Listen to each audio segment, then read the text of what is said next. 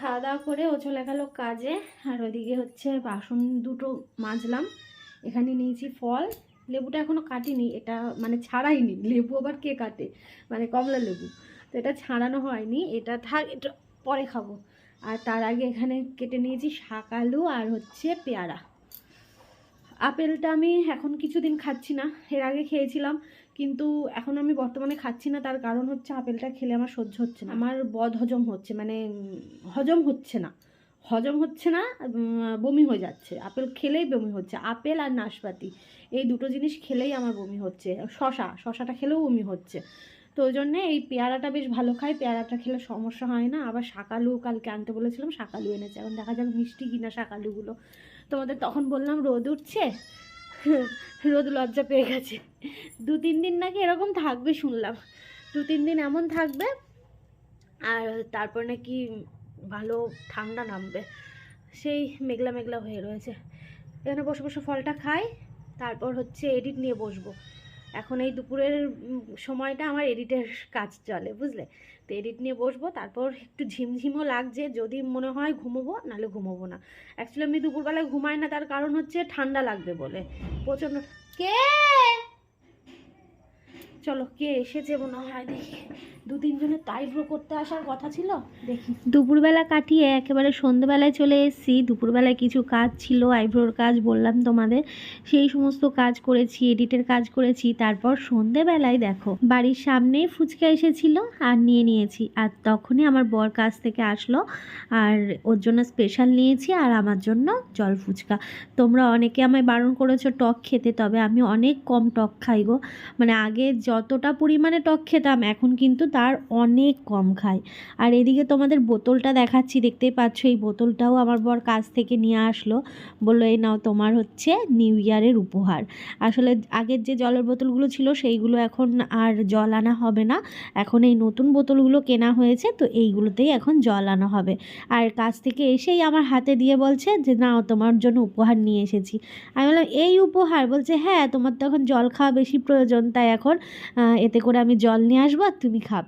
দেখো তাহলে, ঠান্ডা কিন্তু ভালোই পড়েছে। কান ঢাকা, গায়ে সোয়েটার, পায়ে আবার মোজাও পরেছি।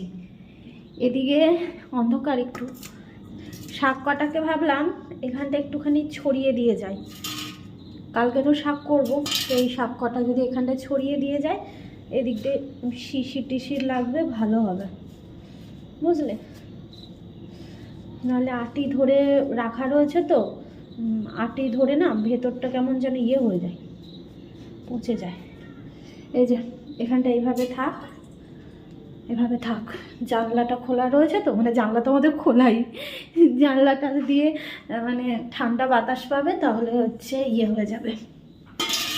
সন্ধ্যাবেলা আজকে অনেকদিন পর ফুচকা খেয়েছি, বেশ ভালো লাগলো। জানি তোমরা অনেক বকবে, আমি অনেক পরই খাচ্ছি। মানে একদম যে রোজ প্রায় খাচ্ছি তা না, প্রায় 10-12 দিন পরে গিয়ে খাচ্ছি ফুচকা, বা 15 দিন পর খাচ্ছি। যাই হোক, রান্নাঘরে চলে এসেছি, রাতে রান্না করব। অল্প দুটো ভাত রয়েছে, তো ভাত রাতে আর খেতে ইচ্ছে করছে না, ভাতটা থাক, কাল সকালবেলায় দেখি ওই ভাতটা কিছু একটা করে খেয়ে নেব। ভাতটা ফেলাও তো সম্ভব নয়, কারণ চালের অনেক দাম, আর আমি ভাত ফেলতে পছন্দ করি না। তো একজনের মতনই ভাত রয়েছে। রুটি করব, ওই আলু, তারপর হচ্ছে অল্প একটু ফুলকপি, একটু বাঁধাকপি, এইগুলো দিয়ে টমেটো ধনেপাতা দিয়ে একটা তরকারি মতন করব, আর হচ্ছে রুটি করব। এই হচ্ছে আজকে রান্না। আর দুধটা জাল দিয়ে নিয়েছি, সন্ধ্যাবেলা ইয়ে খেয়েছি বলে, আর দুধটা হচ্ছে ছানা করিনি। সন্ধ্যাবেলা হচ্ছে ফুচকা খেলাম, তো ওই জন্য আর ছানা করিনি। যাই হোক, চলো তাহলে রান্না বান্নায় হাত দিই। আর এই রান্না করতে আসলে না আমার প্রচণ্ড কুড়েমি লাগে এই রাত্রিবেলার রান্নায়, তাই একটু ফোনে কার্টুন না চালিয়ে আমি রান্না করতে পারবো না।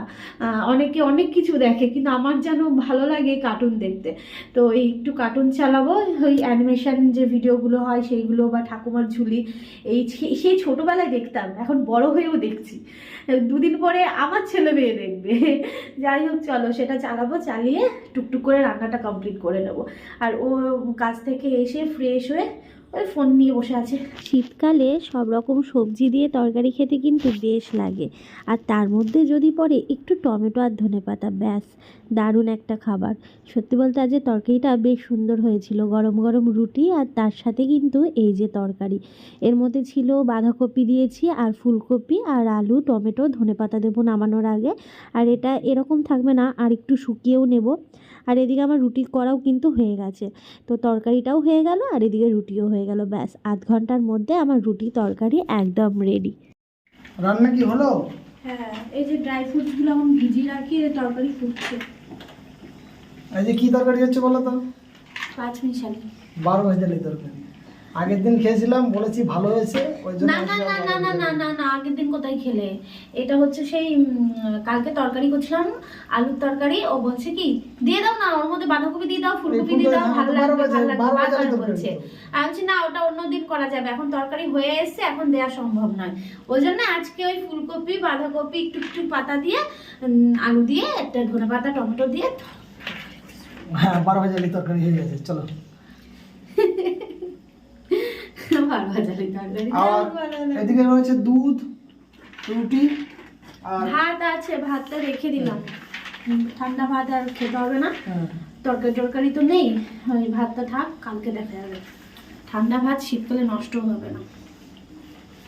দেখ কিরকম এইটা জড়িয়ে রেখেছে কানে। এইটা এইভাবে জড়িয়ে রাখলে যা গরম লাগে, আমি সকালে যখন কাজে যাই এটাকে পুরো জড়িয়ে, এই যে তোমাদেরকে দেখাই, মাফলার বলো যাই বলো, এর সামনে টিকবে না, এত সুন্দর গরম থাকে ভেতরটা, হাওয়া যায় না।